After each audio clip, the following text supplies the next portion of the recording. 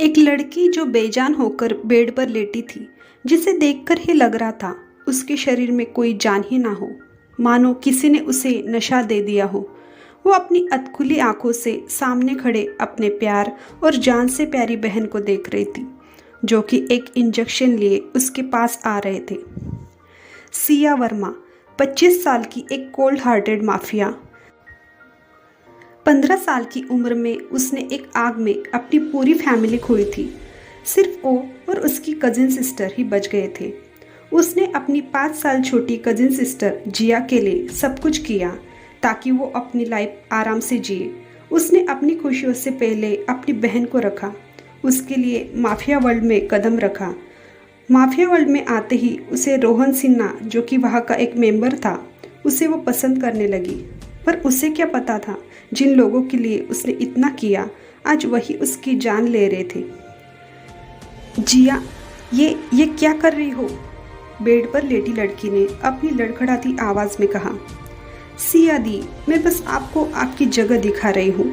आपने सोच भी कैसे लिया आप रोहन जैसे हैंडसम हंग से शादी करने की? वो मुझसे प्यार करता है, आप हम दोनों के बीच में आ रही है, जिया ने नफरत और जिद के साथ कहा। रोहन ने उसे शांत करते हुए कहा, हाँ जिया, मैं तुमसे प्यार करता हूँ। सिया की ये सुनकर आंखों में आंसू की एक धार निकल आई। 10 साल में पहली बार था जब उसकी आंखों से आंसू निकले थे। उसने तो अपनी फैमिली के कातिलों को सजा देकर अपना बदला लिया था, तब भी उसके आंसू नहीं निकले थे। लेकिन आज उसको अपनों के धोखे ने रोने पर मजबूर कर दिया। क्यों रोहन, क्यों तुमने मेरे साथ ऐसा किया? मैं तो तुमसे प्यार करती थी ना। फिर सिया ने लड़खड़ाती आवाज में दोबारा कहा, क्योंकि इसके 2 रीजन हैं। पहला, दुनिया खूबसूरत चीजों से प्यार करती है। तुमने कभी खुद को देखा है? अंधेरे से भी काली हो तुम। माना तुम्हारा दिमाग काबिले तारीफ है, लेकिन तुम दिल से उतनी ही बेवकूफ़ हो। मैं भी एक नॉर्मल इंसान हूँ, मुझे भी खूबसूरत चीज़ें ही पसंद हैं। और तुम्हारी बहन एक अप्सरा है, तुम में और उसमें ज़मीन आसमान का फ़र्क है। और दूसरा, तुम मेरे कामयाबी के रास्ते सबसे बड़ी रुकावट हो। नफ़रत करता हूँ तुमसे।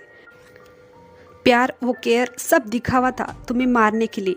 और हाँ, तुम चिंता मत करो, मैं तुम्हारी बहन का ख्याल रखूँगा। ये कहते हुए रोहन ने जिया के हाथ से इंजेक्शन लेकर बेदर्दी से सिया के बाह में घुसा दिया।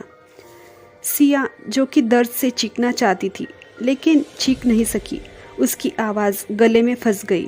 वो बस अपनी भारी आंखों से नफरत लिए उन गद्दारों को देखा। एक तेज़ दर्द उसके सीने में हुआ जो कि असहनीय था, और उसने अपनी आंखें हमेशा के लिए बंद कर ली।